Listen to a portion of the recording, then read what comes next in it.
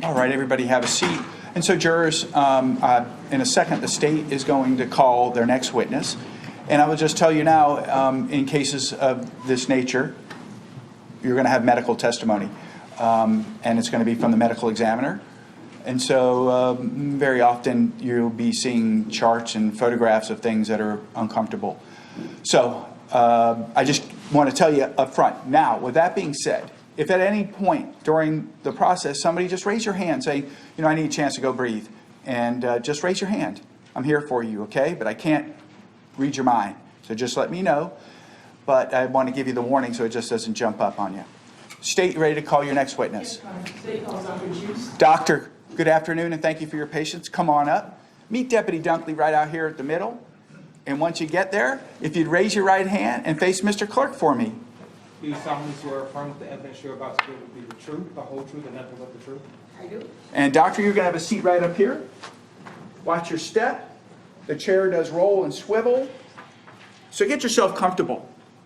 Truly, the most important thing for me is that you speak directly into the center of the microphone so we can all hear. And so that whole base moves. And once you've done all that, if you would tell us your full name and slowly spell it for us. My full name is Gertrude Juste. First name Gertrude. Last name Juste.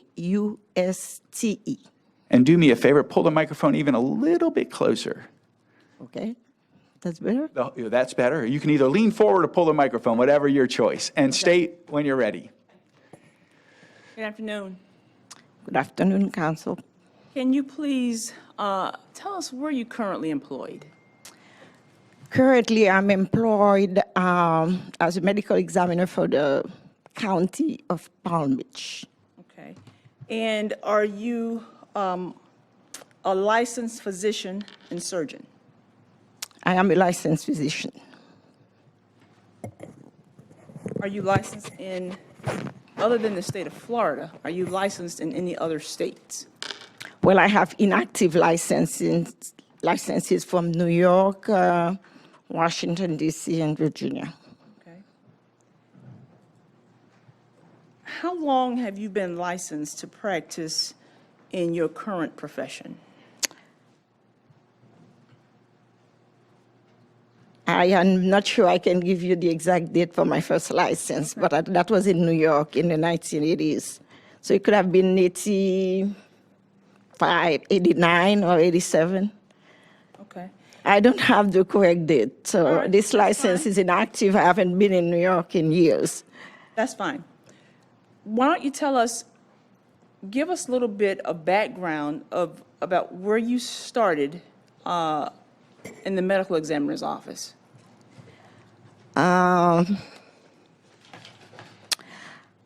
You mean in Palm Beach? Well, at the beginning of your career as a medical examiner. Oh, I did a training as a medical examiner, as a forensic pathologist. To be a medical examiner, you have to be a pathologist. You have to be a physician and have done training in the field of pathology and then a subspecialty training in the field of forensic pathology. So after medical school, you choose a field of expertise or specialty. Okay. And Now, how long were you in medical school? medical school was 6 years. I'm a foreign graduate. I didn't graduate in this country. Okay. And when you are a foreign graduate, there is a body that that you can contact and essentially take an examination in the medical sciences. So this examination allows them to gauge, your knowledge in the basic sciences of medicine, and so there is a score that you have to achieve, and it's basically like passing the examination that's given to medical students here. When I took the exam, it was designed just for people who graduated from foreign countries. But over the years, they have just abandoned the exam to make it the same as the exam the medical students from medical school here take. So if you can pass it, then you become eligible to train in the United States. Okay, and did you do that? Yes. Okay. So now you mentioned a few minutes ago that you had a specialty in pathology. Yes. Okay. Did you have a do you have a subspecialty? Yes, it's And what is forensic it? pathology. Forensic pathology? Yes. And what exactly is forensic pathology? Well, in relationship to pathology, forensic pathology is the application basically of pathology to the law. So you have to be a pathologist first before you get into the subspecialty training. The pathologist can train for 5 years in its field or in her or his field. And the study of the pathology is the study of disease, essentially. A pathologist is a physician who deals mainly with studying of disease by examining tissues, blood, fluid, to see the changes and how they apply to the disease process and the changes that are occurring in your body. Okay. So now your subspecialty in forensic pathology, did you decide that once you decided that you were going to focus on forensic pathology, did you decide at that point that you wanted to use that area of expertise as a medical examiner? Well, essentially, forensic pathologists are medical examiners. Right. That's what. So I mean, but you could teach with it as well. You can teach rarely, but you still teach while being a medical examiner. Okay. And so now what I want to do is I want to go back a little bit now, and I want you to tell the members of the jury, where did you start after you received your education and training in forensic pathology, okay, as a medical examiner? Where did you start to practice in that area as a medical examiner? Well, I did the training in Washington, D.C. My training in pathology was in New York. I did 5 years of training and then subsequently went to D.C. for an extra year in the field of forensic pathology. And from there, I was offered a position to stay on board. So I stayed there as a medical examiner for the next 8 years. So I was there 9 years. Okay, and then that was in D.C., you said, right? Yes. And where did you go after you left D.C.? I came to Florida. I went to Fort Lauderdale. I was there 3 years. And after the 3 years, I was offered a job by the current medical examiner to come to Palm Beach. Okay. Now, and that's where you're currently employed, right? Yes, I've been here 10 years, Okay. almost 11. All right. In your current position as medical examiner, what exactly do you do? I perform autopsies and I certify causes and manners of death. Okay. Other than the degrees, the degree that you received and the specialization in forensic pathology, did you become board certified in anything?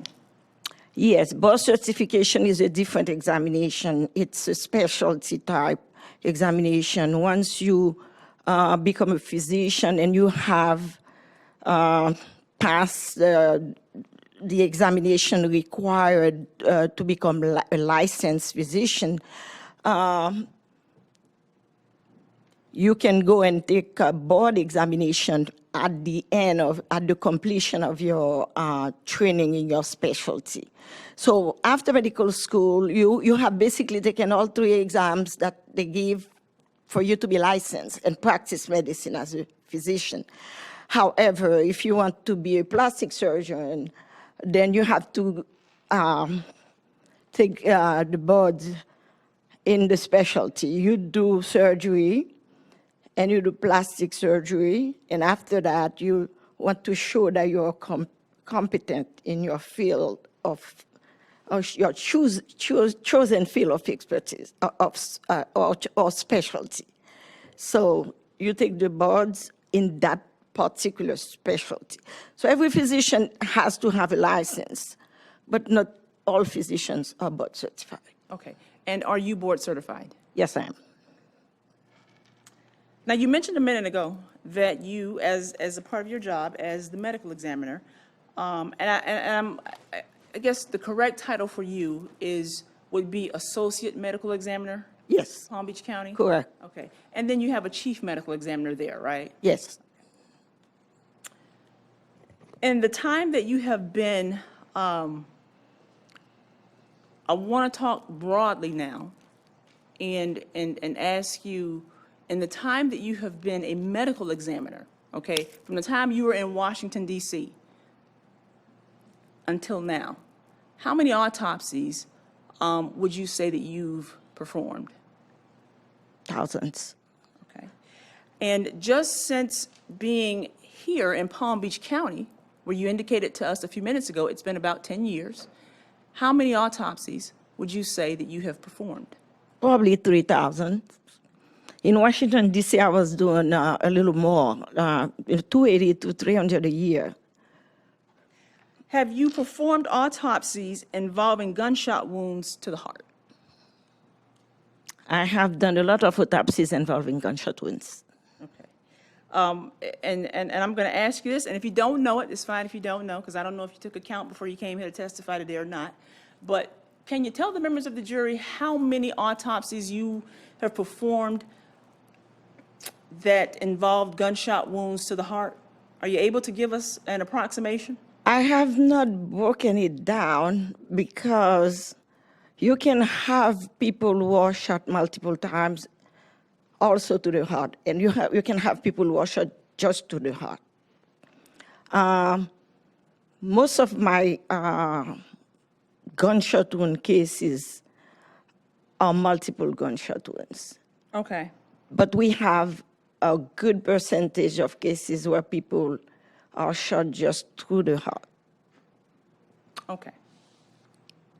So now what I want to do, Dr. Juste, is I want to, well, before I get to that, let me ask you this.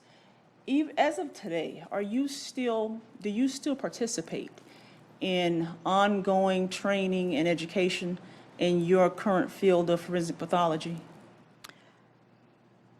Well, I work for a busy office. This doesn't leave you a lot of time to do any kind of outside work.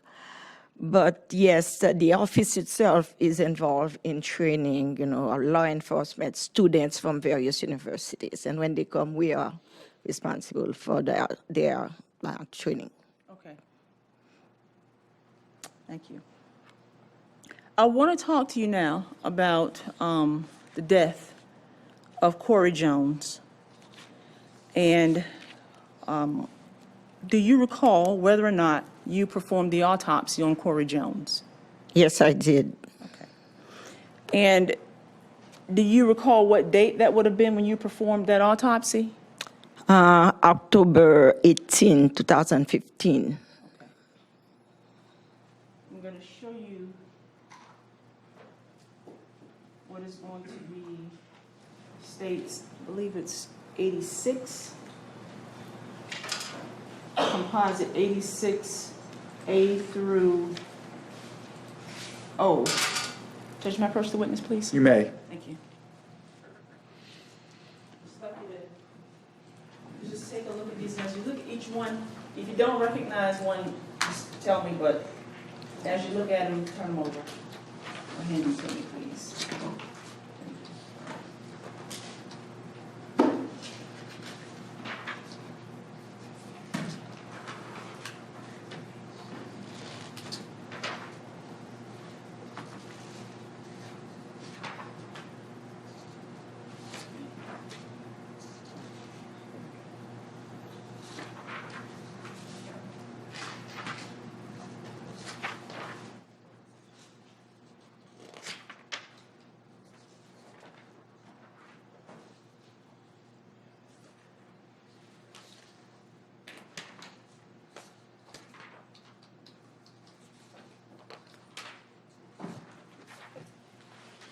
Do you recognize the photographs? I do. Okay.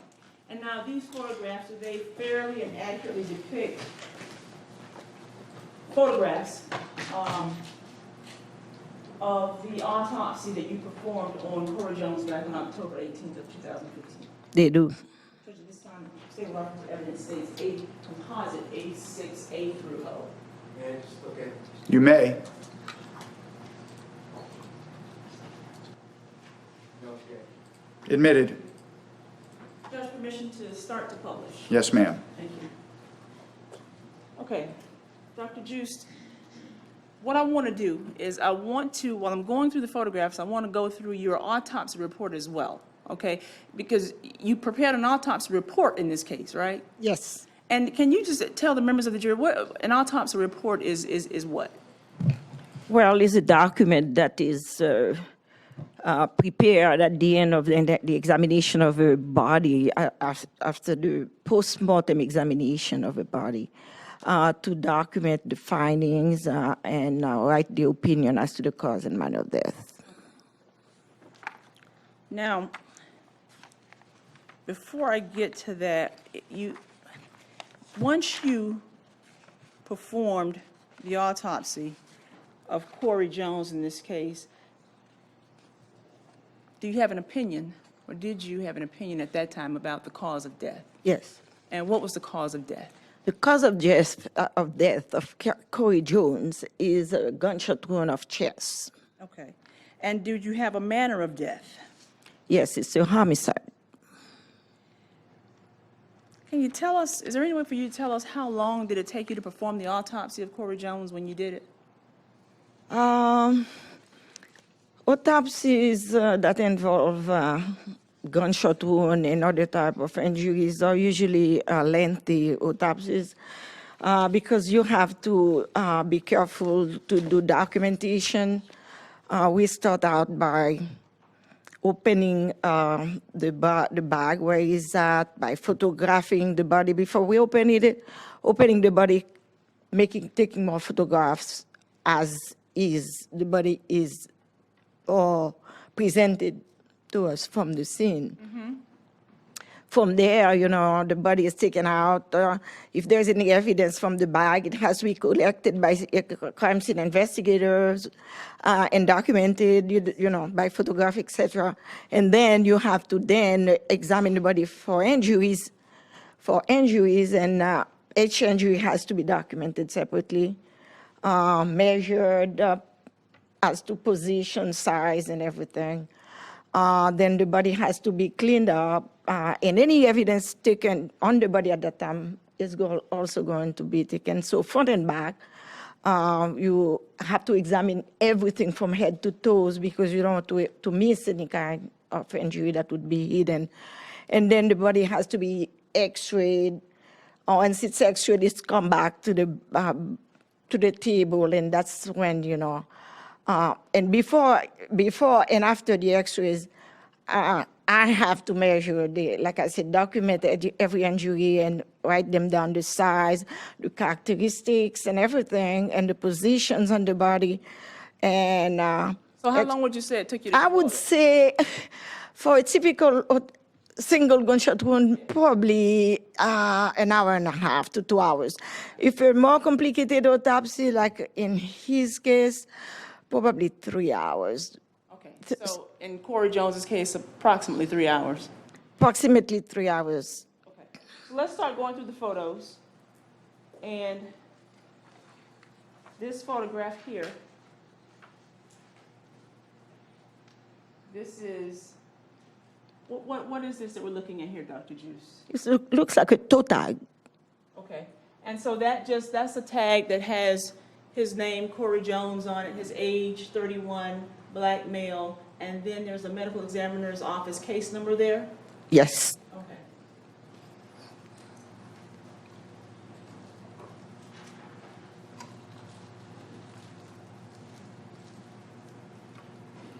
And this photograph here. That's an identification picture of Corey Jones. Okay, so this is an identification picture, and that little thing that you have placed on his chest that says Palm Beach County Medical Examiner, is that the case number? Is that your medical examiner's office case number underneath? Yes. That writing there? Yeah, that's a specific number assigned to that case. Now, I want to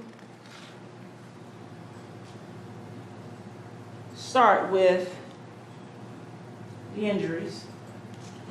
And what I'd like to address first is the injury to his right arm. So we can go to the injury to his right arm.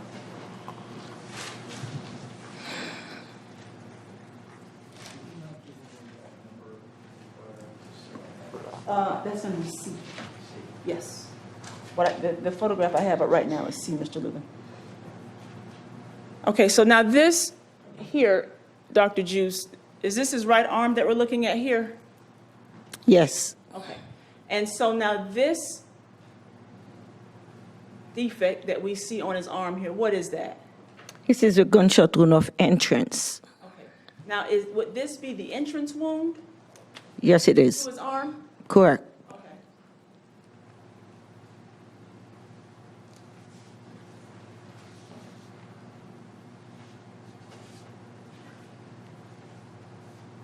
This is D. Now, this is that same right arm, right? Yes. Okay. And so what are we looking at here? This is the exit gunshot wound. This was the through and through or perforating gunshot wound. So when you call it through and through, that's the same thing as saying perforating, Yes. meaning that it went in and there's an exit. Correct.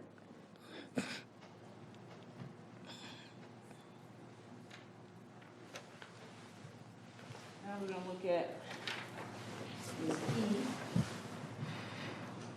This one here. Now, on this one, we're still looking at his right arm, right? Yes. And on his right, now here you have a rod placed in his arm. What is the rod in his arm for? It's just to show the direction of the bullet.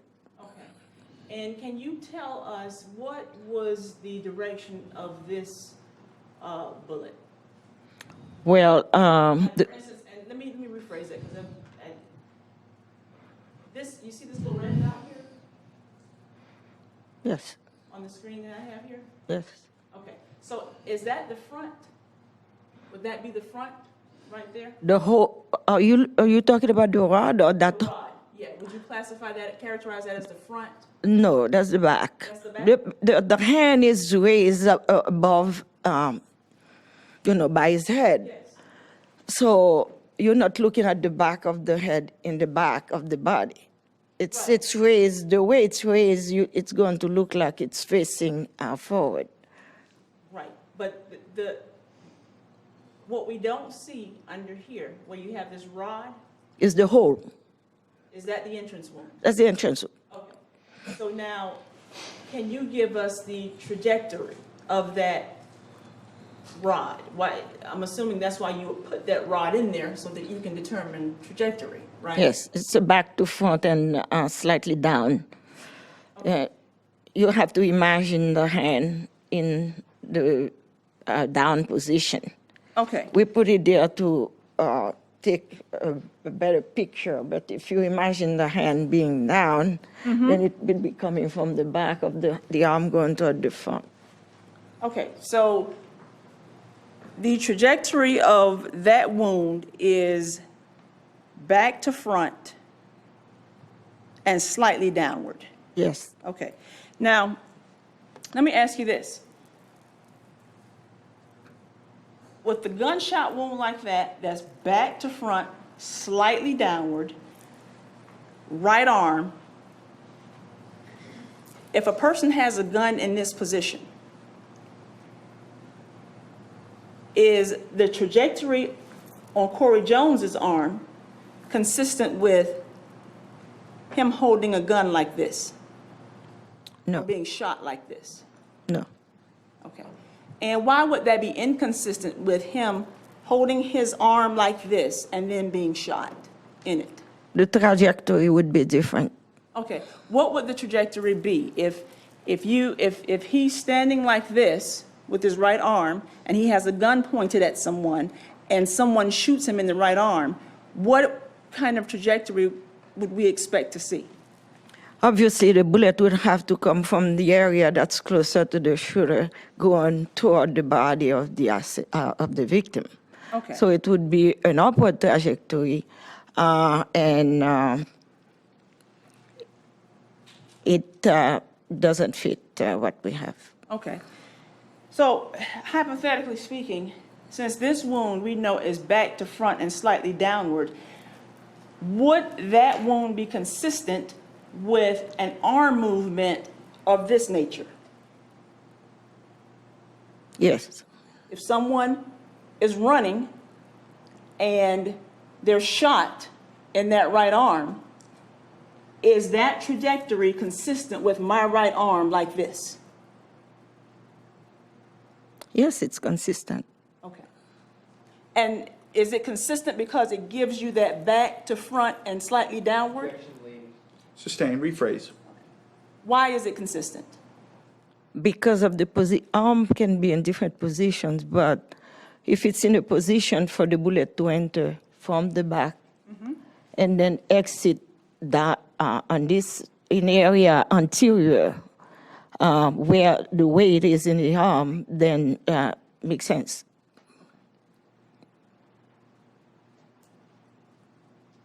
I'm going to show you now what is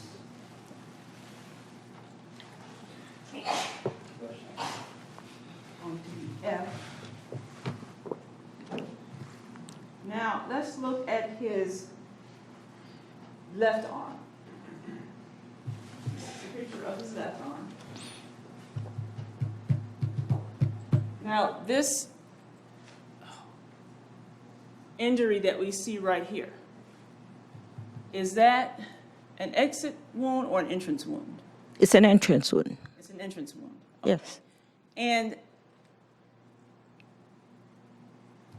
tell us about his arm here. What injuries did you note? I mean, his arm is just mangled.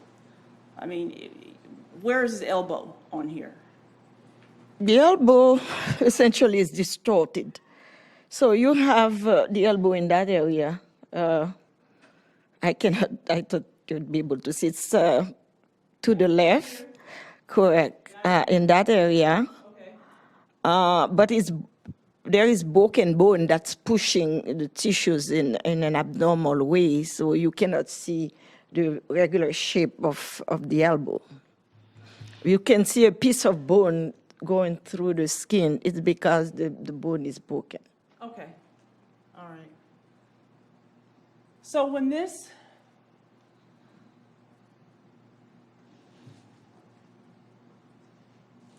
bullet entered here, what did it do to his elbow? What path did it take, Dr. Juste?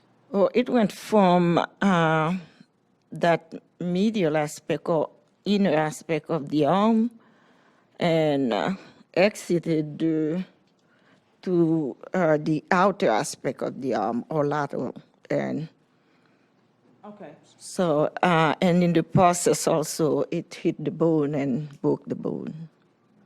So in this left arm, it hit the bone, it destroyed the bone, it broke the bone. We see a piece of bone protruding out here. And what else did it do inside of here? There are two bones in the arms, actually. One of the bones is broken, the other one is pulled out of the socket, essentially not the socket, but the area where it articulates in the elbow. You have two bones in the forearms, and they articulate with your upper arm bone. So one is broken, the other one is just out of position. Did it tear through muscle, the bullet, when it entered into That's what bullets usually do. They release energy that shred or destroy tissues. All right. Now this gunshot wound here, did it have an exit wound as well? Yes. show you what is G.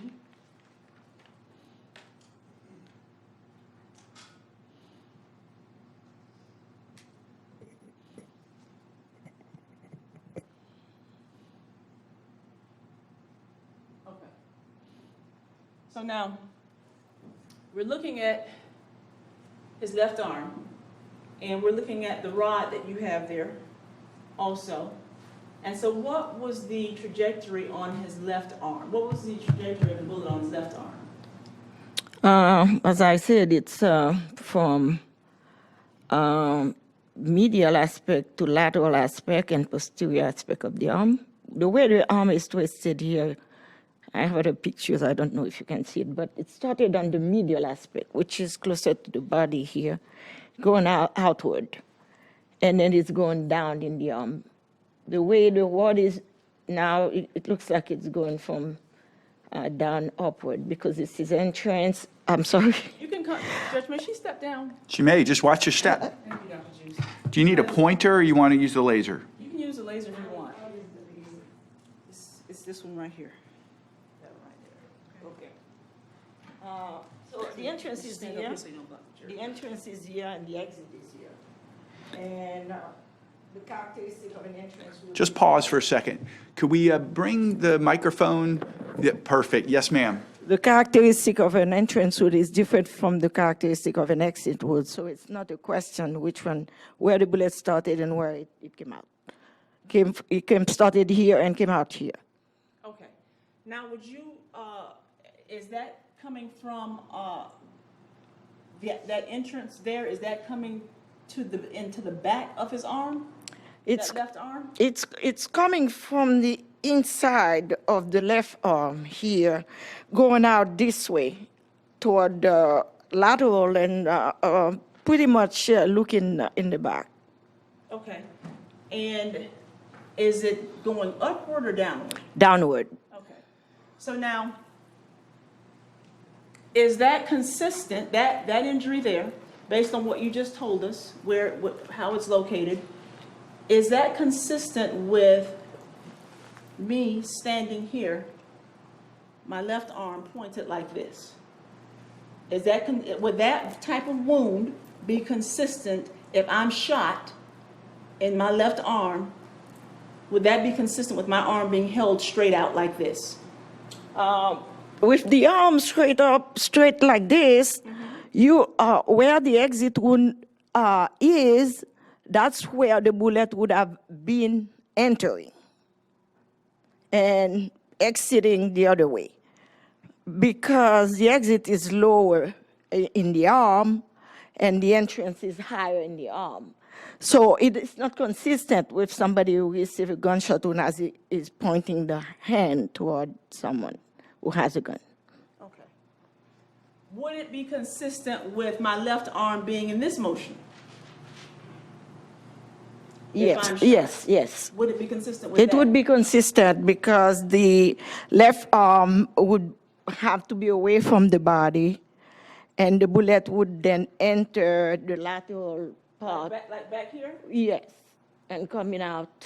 It would be entering the aspect of the arm that is here. Like right here? And coming out that way down. coming out the forearm. Downward, yeah. And at a downward trajectory? Correct. Okay. Thank you, Dr. Juste.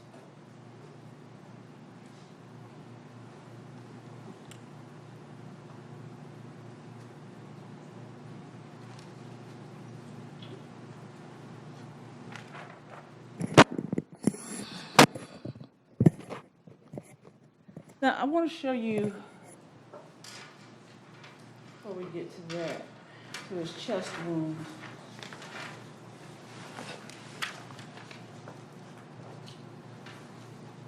I want to show you what is 86K, as in Kit Kat.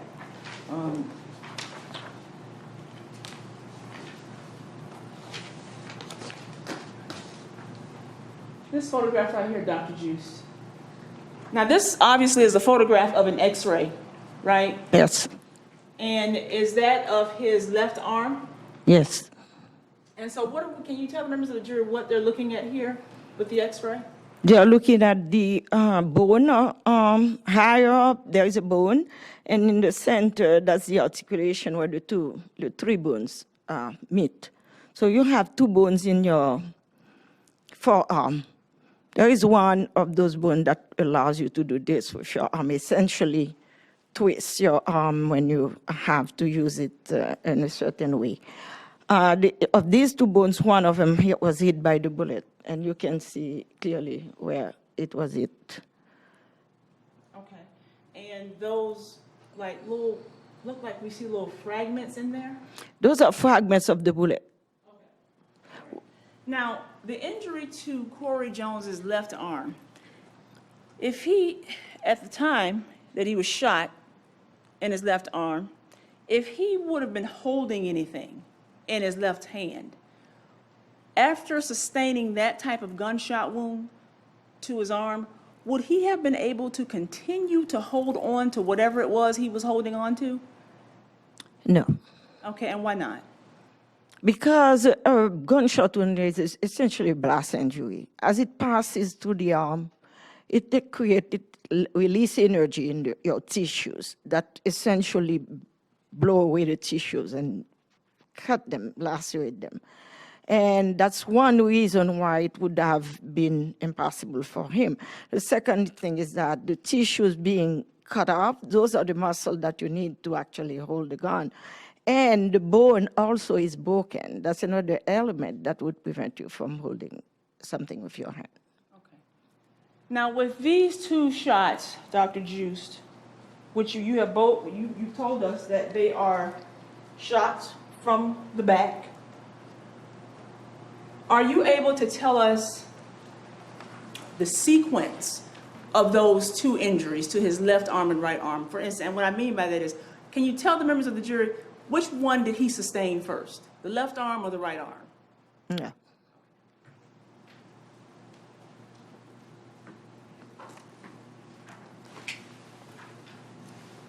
I want to talk to you about the gunshot wound to his chest.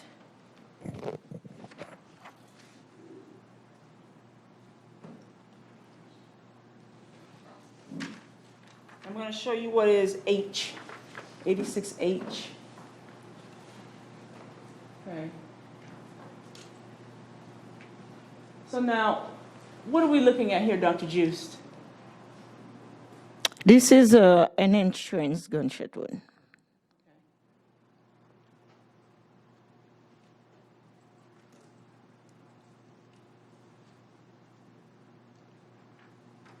And what are we looking at on I? It's a close-up of the same wound. Now, with this gunshot wound to the chest, are you able to tell us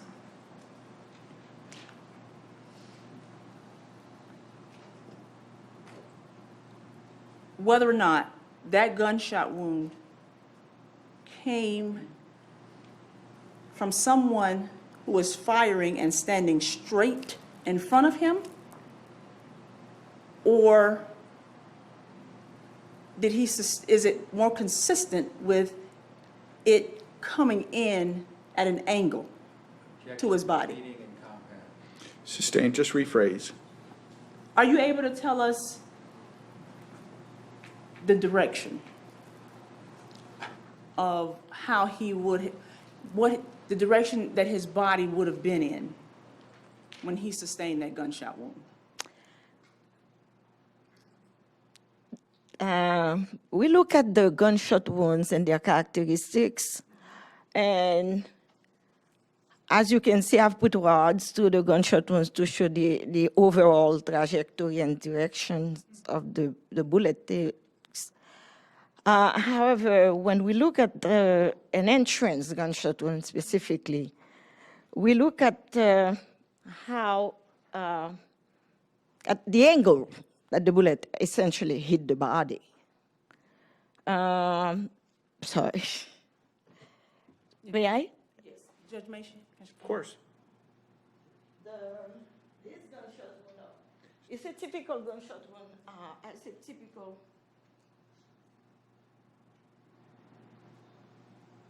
because you can see, Right here. Okay. you can see how sharp the margins are. However, the center hole where that the bullet makes entering, and by the way, the skin that was covering that hole is going to be under the bullet. So the bullet is pushing it in. That's why you see a hole, you don't see skin anymore. And bullet enters through here. However, if you look carefully, you're going to see at that area here, not this area, you see a fleshy pink area, like a crescent shape type area. You said crescent shape? Yeah, it's a Okay. crescent shape area that we call a marginal abrasion. When you look at characteristic of entrance wound, you see a marginal abrasion. It's usually made by the bullet as it enters. If it enters at an angle different than, let's say, a 90-degree angle. A bullet that enters straight would have had the margins almost completely smooth like this. You might see a tiny abrasion, but it will be all around because it enters it at a straight angle.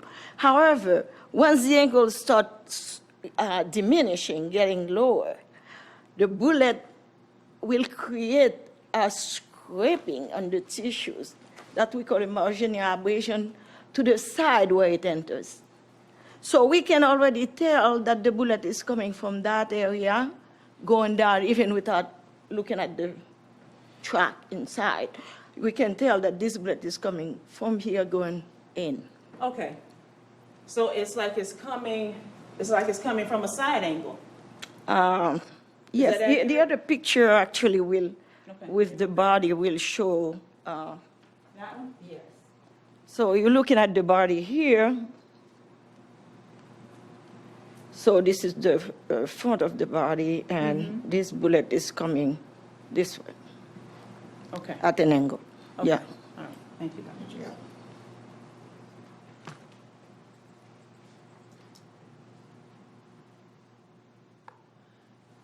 So now let me ask you this. Since you've now told us that based on the marginal abrasion that we see there and that crescent-shaped skin inside that wound, we now know that it's coming at that angle that you just showed us. So Yes. if I'm running, Objection, compound.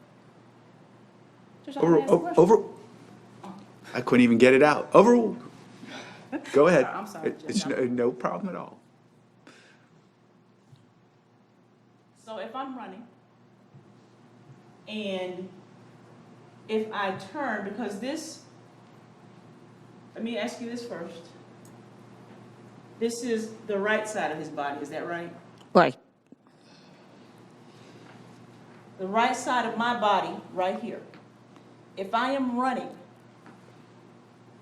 and if I turn like this to look back, and someone shoots me right here at the same location, would you expect to see that same type of marginal abrasion and that crescent-shaped skin that you see inside because of the direction of the angle that I'm being shot and the way my body is turned?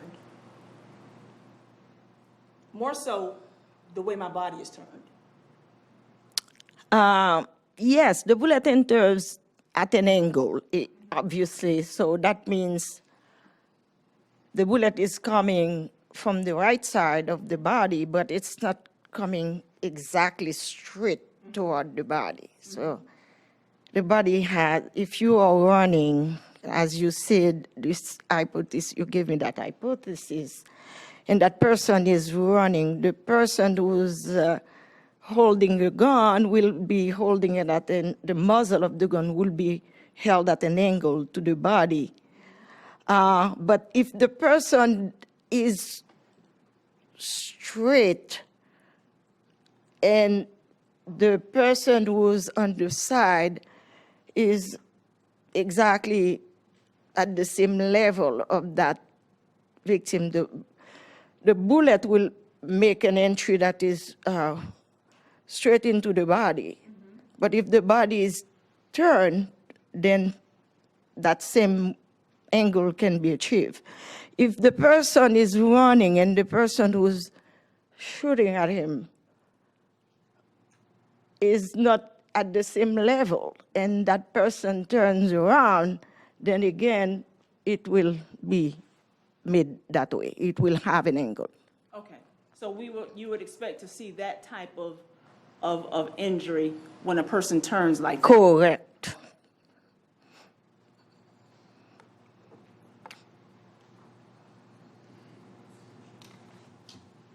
Okay, now I want to show you what is going to be, what is actually J.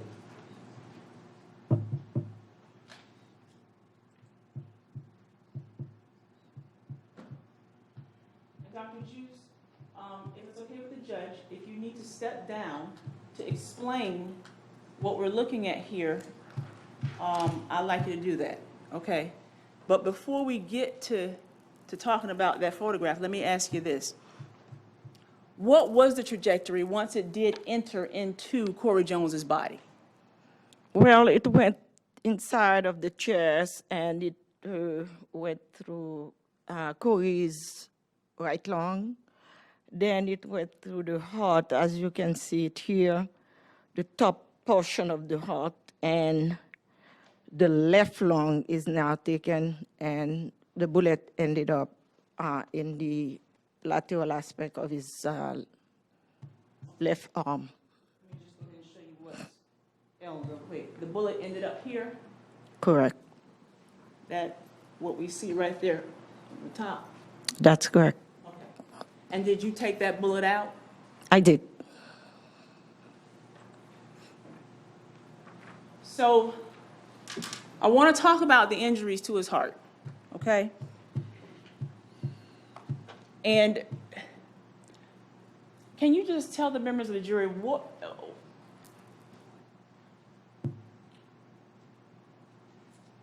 when we're looking at this, what about this heart is blown apart?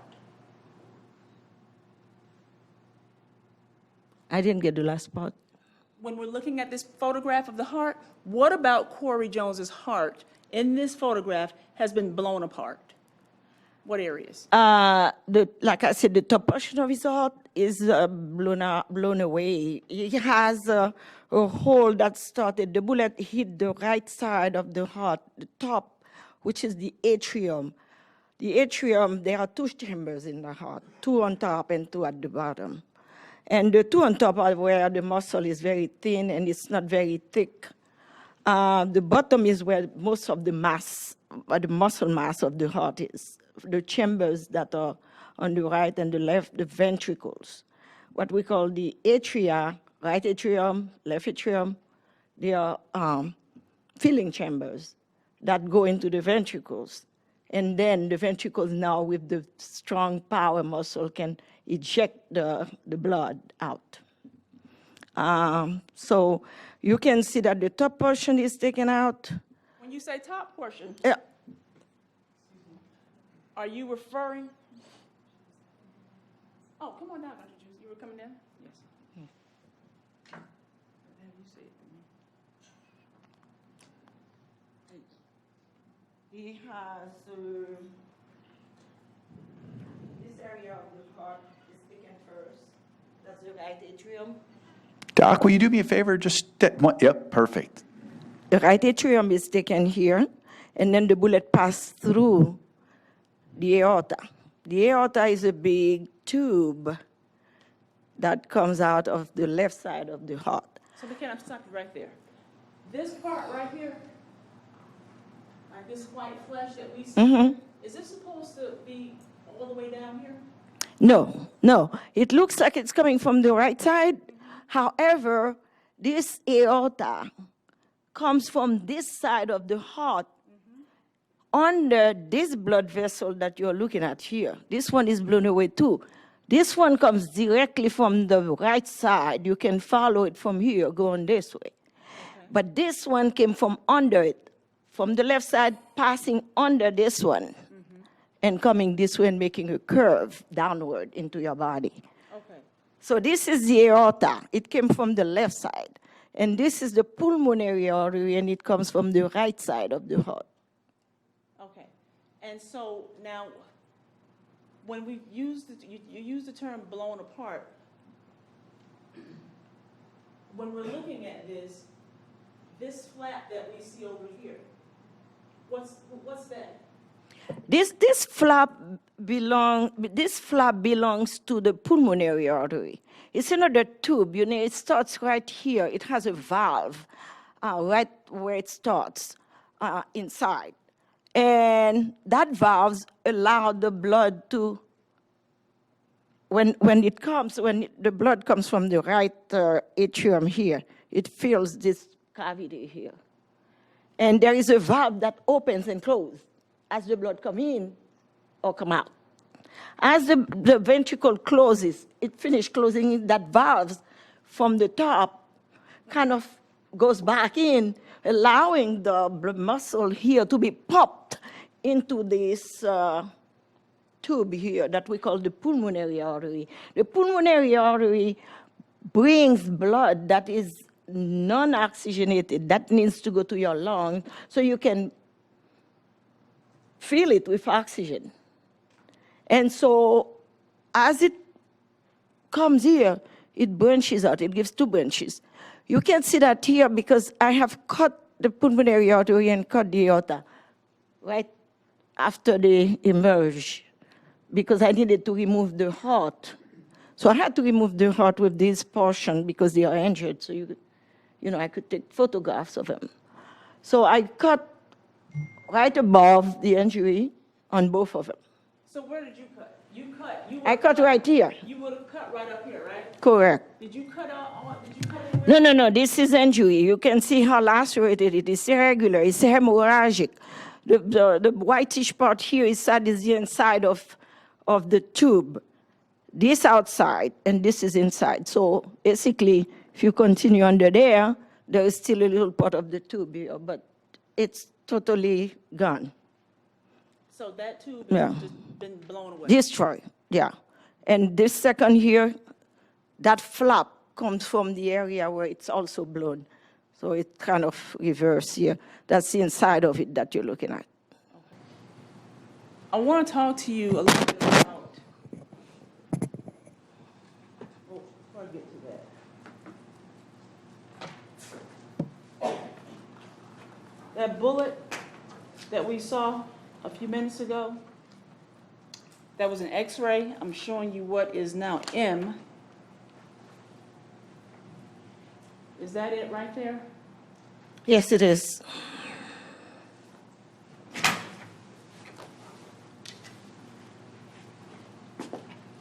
And is this another angle of that same bullet?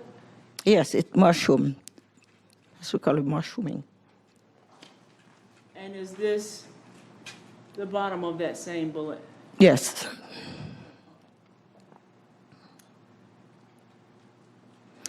So Yeah, it looks a little taller. Oh, I'm looking at in a different angle. So okay. looks like two different things. So now, once you see that his heart has been virtually blown apart, are you able to take your findings and tell us what a person who sustains an injury like that, physiologically, what are they going to, how far would they be able to travel? I mean, are they gonna, let me ask you this way. Are they going to, is a person who sustains a gunshot wound to the heart like this, is that person going to just drop like a sack of potatoes immediately?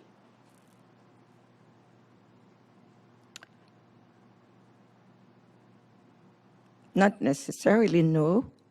Okay. No. And why not? I have to answer slowly because gunshot wounds to the heart are different.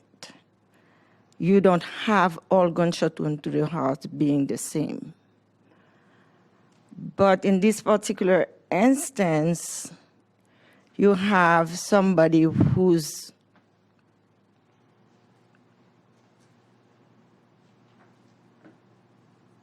output from the main pump of his body has been cut off. You said the output from the main pump Main of- pump, which is the heart, it's totally cut off. It's the minute he sustained that injury, blood will not be able to continue to the tubes, either to the big aorta or the pulmonary artery. Every time the heart pumps, the blood is coming out. It's not going to be pumped into the tubes because the tubes are destroyed. So at this particular time, what I expect to happen is that there is going to be a sudden drop in blood pressure into the body. And you have to, You said a sudden drop, so what happens when that sudden drop happens? when you have a sudden drop of blood pressure, you start fainting immediately. You faint, you become dizzy. When you have a sudden drop in blood pressure, you become dizzy, you experience fainting, and you eventually pass out. So if a person, Corey Jones, with this injury to his heart, is he going to be able to run 123 feet after sustaining a gunshot wound to his heart that's basically been blown apart? No. And 123 feet, is that the same as approximately 41 yards? Yes.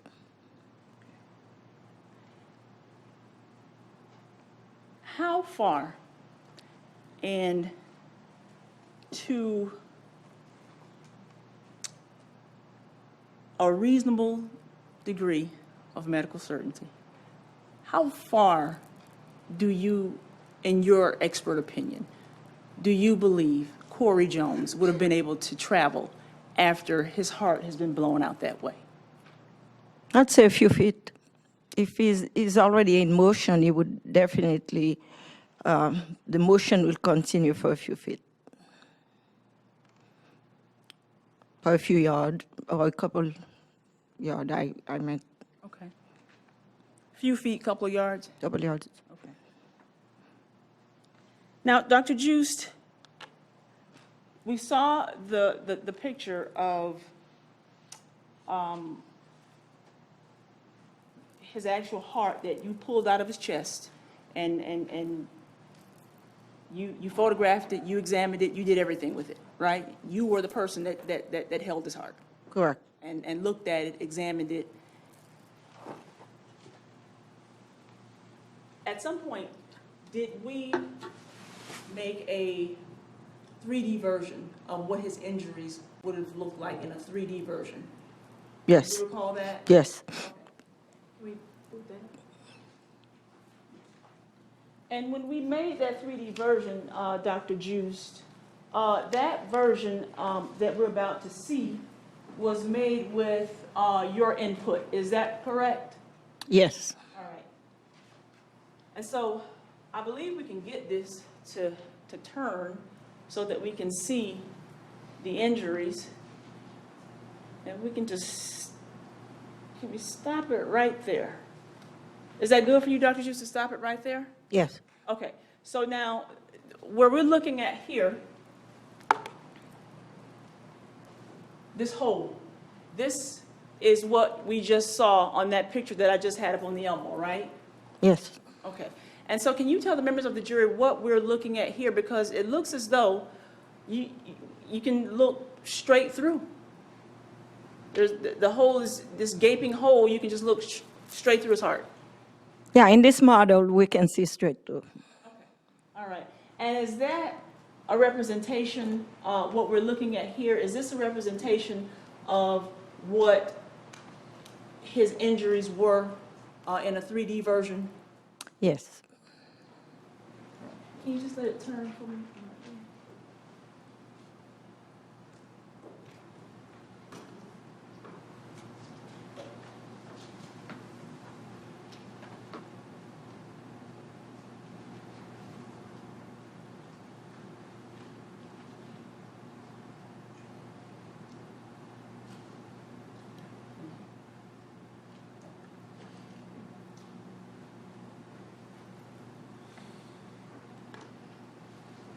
Judge, may I have a moment, please?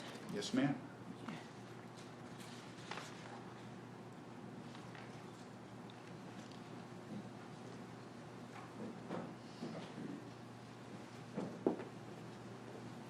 Let me ask you this, Dr. Juste. Are you familiar with Vincent DeMaio? Yeah, he's a forensic pathologist. Okay. And are you familiar with a book that he's written, Vincent DeMaio's book on gunshot wounds?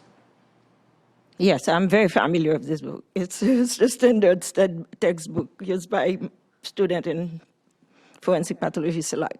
And that book, how would you characterize that book in your field? I mean, is it authoritative text on gunshot wounds, or would you just, what would you call it? I would call it a standard text on gunshot wound. It's a standard reference text. Now, are you familiar with that, with some of the examples that he highlights in that book that I'm referring to? Yes. Okay. And are you familiar with one of the examples that he highlights that he refers to as one of the most unusual cases of gunshot wounds to the heart? Yes, I read it. Okay. And is that the example where he talks about the person being shot with a 12-gauge shotgun? Yes. Okay. Can you tell members of the jury specifically what case is that he's referring to? What was he referring to in that particular case?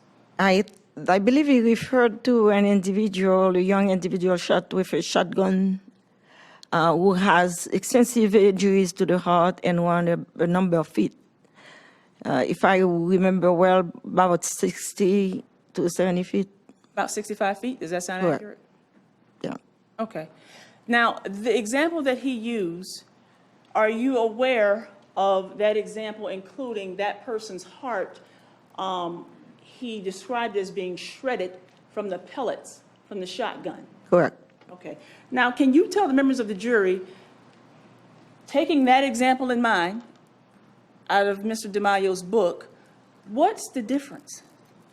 What's the difference? Because that guy was able to go 65 feet, and he cites that as the most unusual example. What's the difference here? Why is it that Corey Jones is only going to be able to make it I think she's corrected it. a few feet? I lost you. I'm sorry. You were saying Take it what's... from the top. Okay. Can you give us the difference you're familiar with the example? Yes. Okay. So what is the difference in when you looked at the example and when you compare it to Corey Jones's heart? What's the difference here? Well, I cannot really clearly tell the difference because I didn't see a picture of the heart. I think he described it, he gave the anecdote in his book, but I did not see the picture of the heart. I didn't see how the pellet hit the heart. I didn't see where exactly they went into the heart. If they lacerated the heart extensively, it could very well be that they went through the muscle, and pellets being small caliber, bullets are going to make a bunch of little holes in the heart, but it could be that they come together and shred a big portion of the heart. And that's not something I haven't seen, where the heart could be hit in such a way that the muscle itself is really taken. That doesn't mean, the entire cavity of the ventricles are open completely. So I cannot make an interpretation based on what's in the book. I really cannot. Okay. And so you're familiar with it, but he didn't have a picture of the heart in the book. I don't think he also explains what he meant by, extensive injury or laceration. Or what he means by shredded. Correct.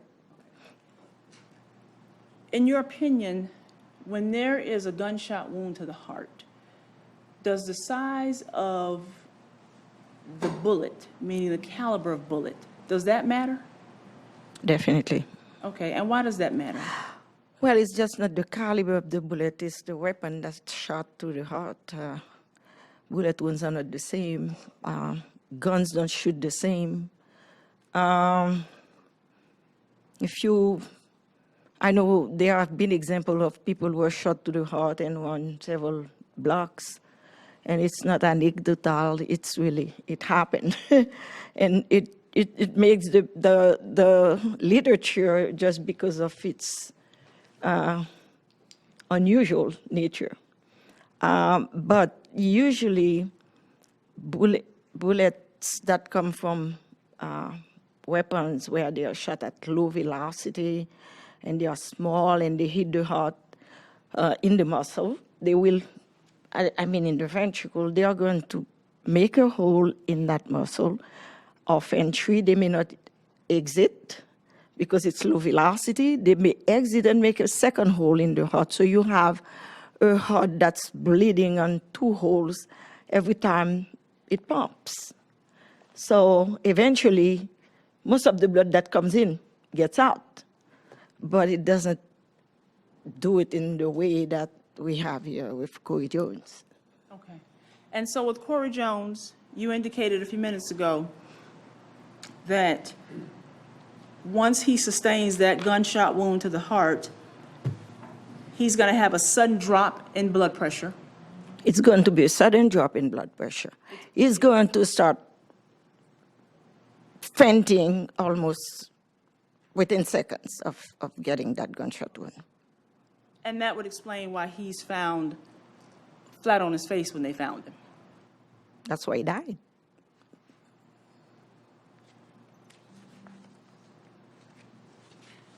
Judge, may I have a moment, please? Yes. Nothing further, Your Honor. Thank you. Cross. Yeah. Back into the jury room, please. Everybody use the facilities. And we'll be right back.